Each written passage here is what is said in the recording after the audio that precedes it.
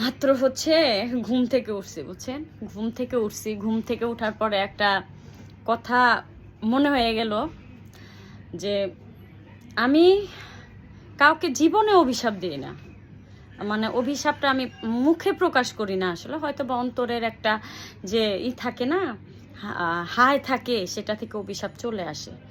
তো আমি যদি কাউরে অভিশাপ দিই, হায় থেকে যদি আসে, মনে মনে শুধু চিন্তা করি কি জানেন, মনে মনে শুধু চিন্তা করি ওই মানুষটাকে শুধু একটা কথাই বলবো, জীবনে সে টাকা ইনকাম করতে পারবে, জীবনে সে শান্তি পাবে। আমি বলবো আল্লাহ যেন তাকে দেয়। দেন হচ্ছে তৃতীয় নাম্বার, সে পরিবারের শান্তিও পাবে, তার বাবা মা, তার লাইফ পার্টনার সব কিছু পাবে।